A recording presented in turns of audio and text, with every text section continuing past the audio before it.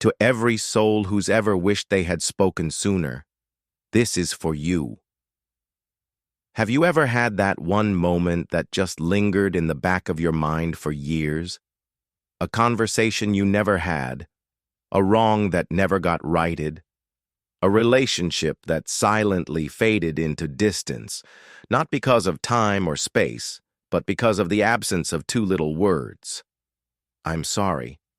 It's strange, isn't it? How something so short, so seemingly small, can carry the weight of healing or hurting an entire life? Apologizing is one of the most human things we can do. And yet it often feels like the hardest. Our minds get tangled in pride, fear, guilt, and sometimes even shame. We worry that if we say sorry, we'll look weak, that admitting we were wrong will make others think less of us, that saying those words gives the other person power over us. But here's the truth. Saying sorry doesn't make you small. It makes you strong. Strong enough to choose healing over ego. Courageous enough to carry the weight of humility. Think about it. How many relationships in your life have suffered not because of a grand betrayal, but because of silence? A misunderstanding that was never addressed, a hurt feeling that was swept under the rug. Maybe it was your best friend in school who you stopped talking to after a silly argument. Maybe it was a sibling you haven't spoken to in years, even though you still think of them on their birthday. Maybe it was a partner who kept waiting for you to understand how your words had broken them. These things don't just disappear. They live on, quietly shaping the way we trust others, the way we protect ourselves, the way we navigate love and connection. Sometimes we don't even realize we've hurt someone. We move forward thinking everything is fine, not knowing someone else is still stuck in the moment we left behind. And sometimes we do know. We replay the scene in our minds over and over again, convincing ourselves it wasn't that bad.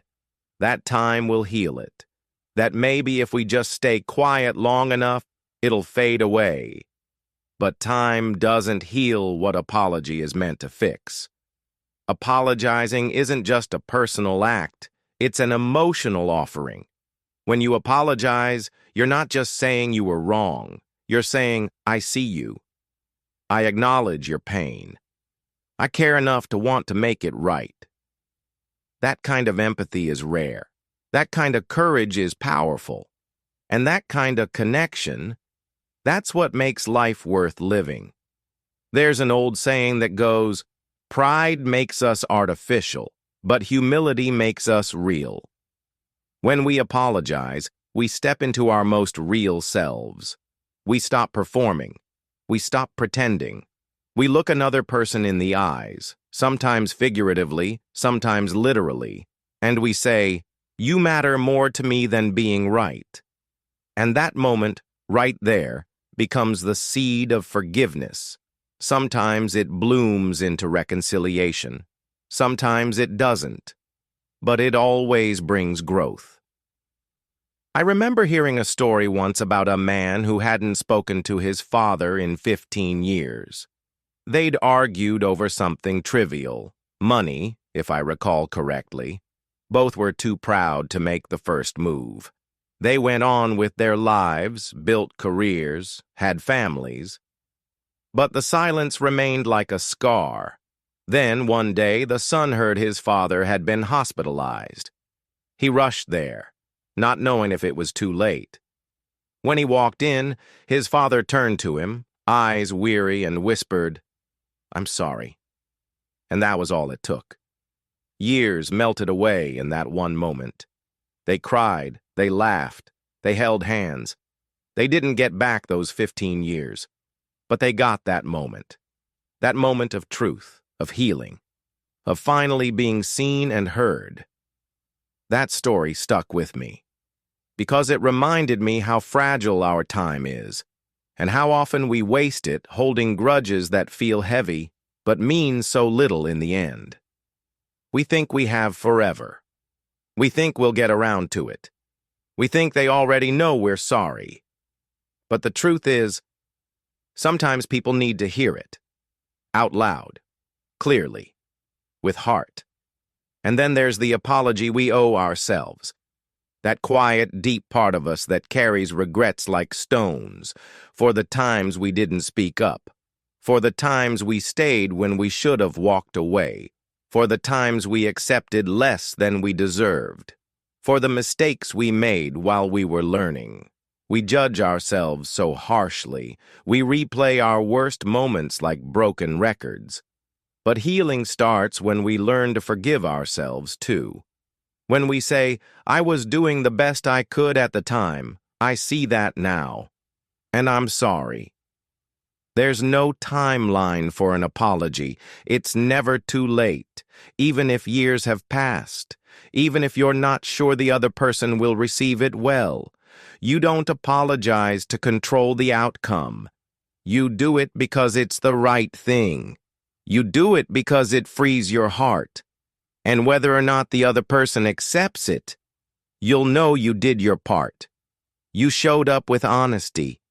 You brought light to a dark place. Some of the strongest people I know are those who have apologized without needing to, who took responsibility when they didn't have to, who chose kindness over ego, who walked into rooms they once walked out of and said, let's try again. That's strength. That's grace. That's love. So if someone crosses your mind today, if there's a moment you keep remembering, a relationship you wish could have ended differently, a mistake you wish you could undo, maybe that's your heart nudging you. Maybe it's not too late. Maybe they're waiting to hear from you. Or maybe you just need to release the weight from your own soul. Write that message. Make that call. Speak the words, even if your voice shakes, even if your pride resists, even if you don't know what comes next. Say what needs to be said, not just for them, but for you. Because every day you wait, the silence grows louder, and every day you carry that guilt, it dims your light. We're all human. We all fall short. But the beauty of being human is that we get to try again. We get to choose connection. We get to heal. And it starts with a single sentence, one that holds more power than any speech, any excuse, any silence. I'm truly sorry. Let those words flow from your heart, and let them open the door to peace. Sometimes the words, I'm sorry, don't come easily. Not because we don't feel them, but because we don't know how to express them in a way that truly captures our regret. We fear they'll sound shallow, that the other person will dismiss them, or worse, reject them. And so we wait. We wait for the right time, the perfect words, the ideal moment. But the truth is, there is no perfect moment. There is only now. And sometimes, now is enough.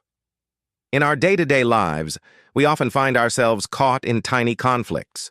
We argue with people we love over small things. Who was right? Who forgot? Who didn't listen? Who said the wrong thing?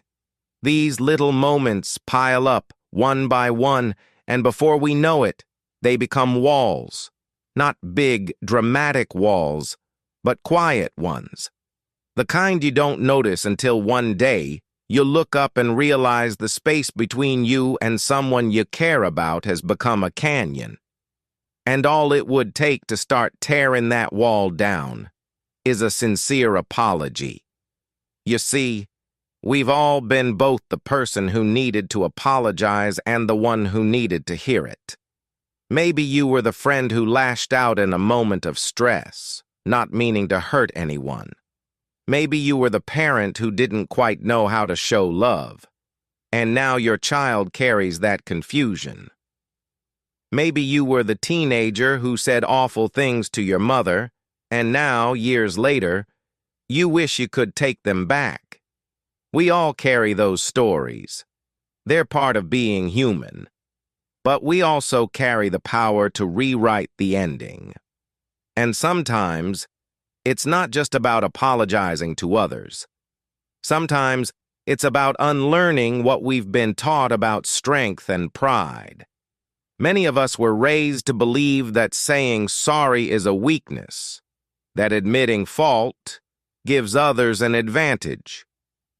But the strongest people I've ever known are the ones who can look someone in the eye and admit they were wrong. They don't shrink when they say it. They grow. Because in that moment, they choose peace over power, healing over ego. There's a quiet dignity in apology. It doesn't scream for attention. It doesn't demand praise. It just gently arrives, like a hand extended in the dark. It says, I care more about fixing this than about winning.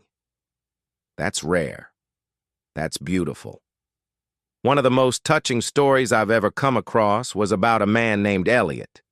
He had a business partner named Tom. For over a decade, they ran a small but successful bookshop together. They were more than just partners. They were friends. They trusted each other, shared dreams, supported each other's families. But as the business grew, so did the pressure. One day, during a stressful financial review, Elliot accused Tom of mishandling funds. The accusation wasn't just wrong, it was deeply hurtful. Tom had always been honest, meticulous, and loyal. But Elliot, blinded by stress and a moment of weakness, said things he couldn't unsay. Tom didn't argue. He quietly stepped away from the business. He didn't retaliate, didn't defend himself. He simply walked away. For years, they didn't speak. The shop continued under Elliot's sole ownership, but something was missing. Customers noticed. The warmth, the energy, the laughter, it had faded. One evening, 5 years later, Elliot stumbled upon an old notebook they had shared when they first started. Inside were scribbled dreams, quotes they loved, silly doodles, and one page that simply read, "No matter what, we've got each other's back." That night, Elliot broke down. He realized how deeply he had wronged his friend, not just through words, but through doubt, through a lack of faith. The next morning, he searched for Tom. It took a few days, but he found him working in a small-town library. Elliot didn't try to justify what happened. He didn't blame stress or circumstances. He just looked at his old friend and said, "Tom, I was wrong. I should have trusted you. I hurt you. I betrayed our bond. I am so deeply sorry." Tom didn't respond right away. He just looked at Elliot for a long time, and then he said something simple. "I've waited years to hear that." They didn't go back to being business partners. Life had moved on, but they became friends again. The kind who check in, who laugh, who remember each other's birthdays. That apology didn't erase the past, but it gave them a future. Stories like that are everywhere, hidden in our neighborhoods, inside our homes, in the hearts of people we pass by every day. People aching for reconciliation, but not knowing how to begin. And maybe that's where we need to start. Not with perfect words, but with simple ones. "I'm sorry. I miss you. Can we talk?" Of course, not every apology ends in reunion. Sometimes the other person isn't ready. Sometimes they've moved on, and that's okay. Because apologizing isn't about control. It's about release. It's about doing what's right for your own soul, regardless of the outcome. You can't control how someone receives your apology. You can only control the intention with which you give it. And let's not forget, sometimes we owe an apology to someone we've never met. The stranger we were rude to. The person we judged too quickly. The community we misunderstood. Growth comes when we widen our hearts and say, "I didn't know better then, but I do now, and I'm sorry. That's how we become better. That's how we become more whole. We live in a world that's quick to cancel, quick to call out, quick to divide. But what if we were just as quick to apologize, to reflect, to reach out with grace instead of judgment? What if we stopped seeing apology as a defeat and started seeing it as a bridge? Because that's what it is, a bridge, from past to future, from pain to healing, from disconnection to understanding. Apologizing doesn't change what happened, but it changes what happens next. It invites possibility. It creates room for something new to grow. And when you've been on the receiving end of a genuine apology, you know how powerful it can be. It softens walls you didn't even know you had. It allows you to exhale. It tells you that your hurt mattered, that your feelings weren't invisible, that someone saw the damage and cared enough to say something. So today, if your heart is holding on to a moment, a word said in anger, a gesture that hurt someone, a silence that spoke volumes, maybe it's time to speak, not to justify, not to fix everything in an instant, but to start the journey, to say, I'm sorry for what I did.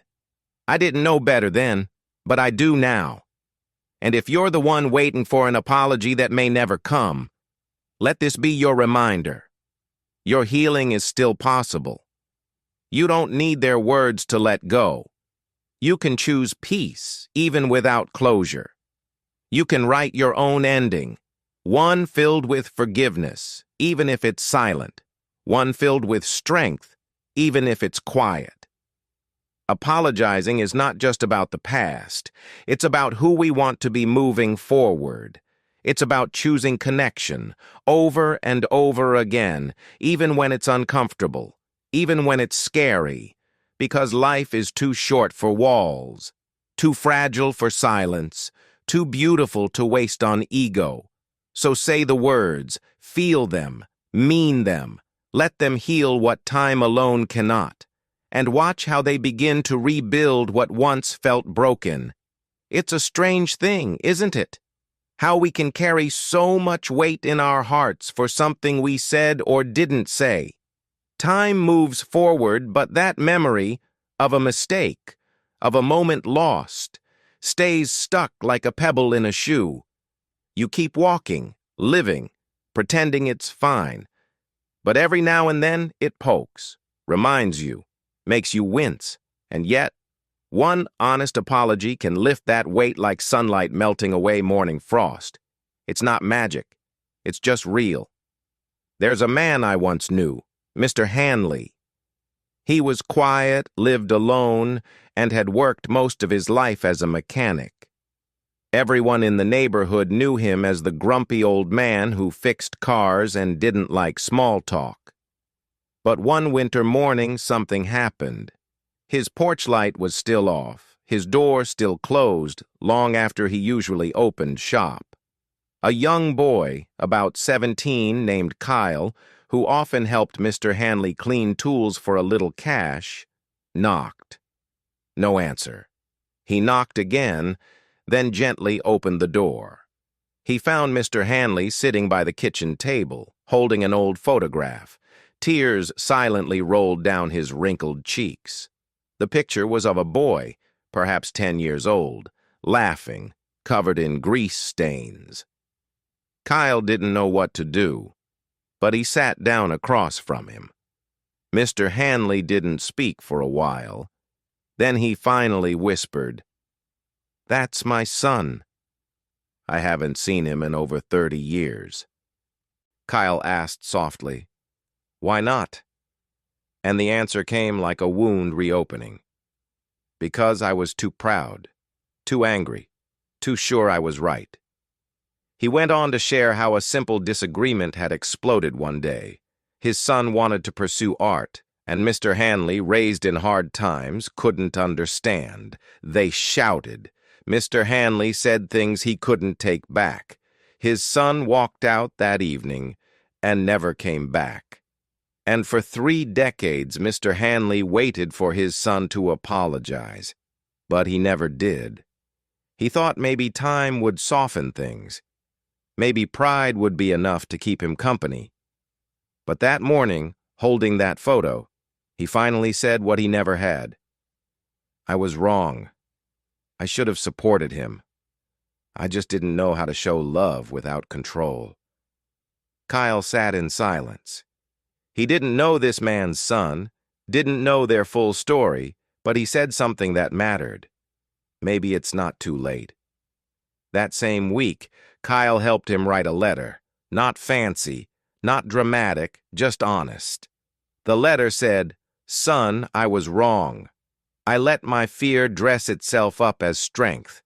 I pushed you away instead of pulling you close.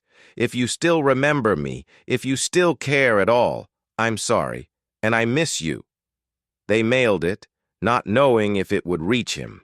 Weeks passed, then a month, and one day a letter arrived.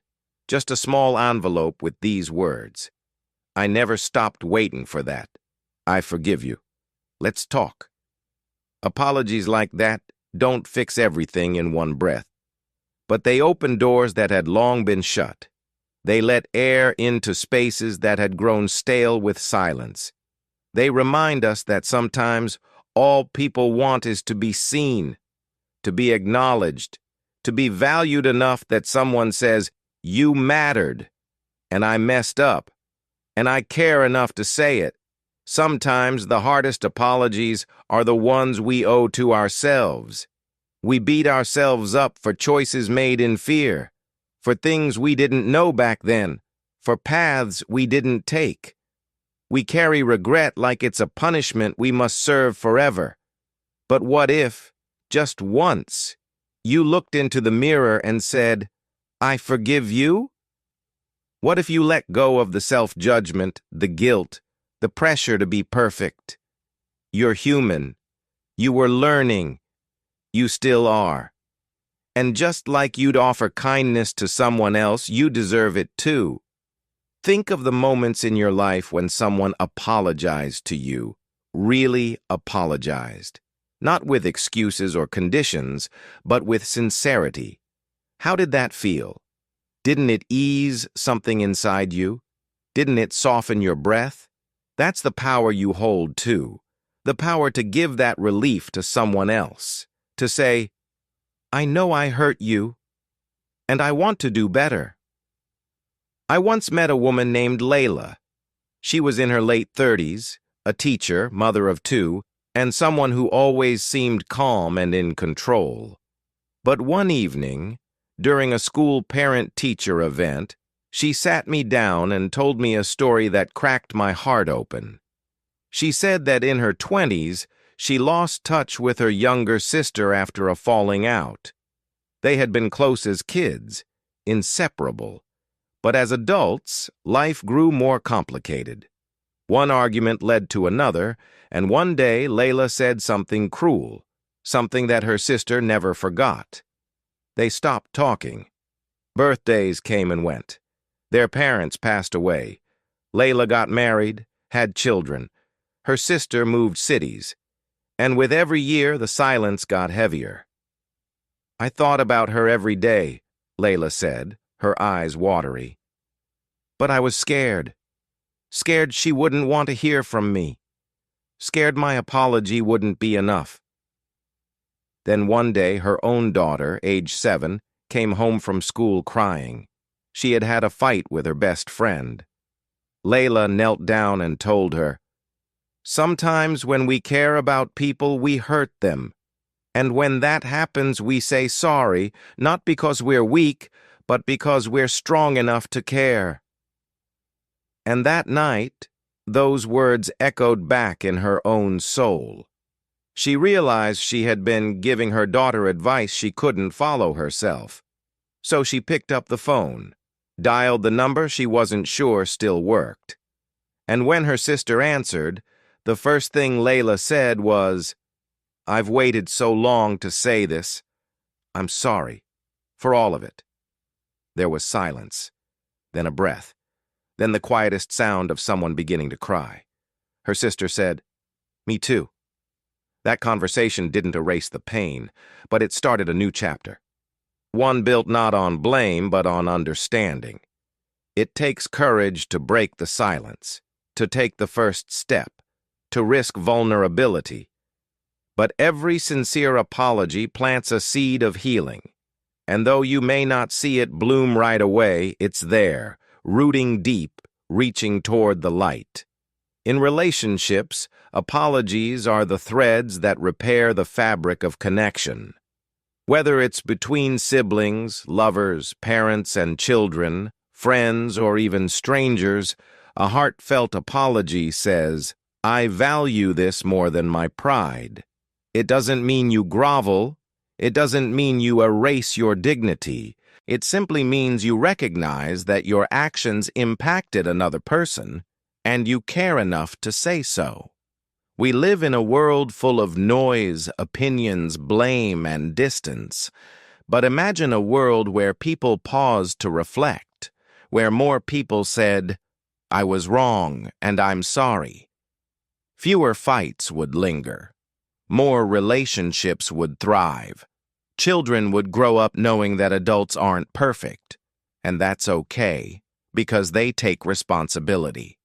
And most of all, people would hurt each other less and love each other more.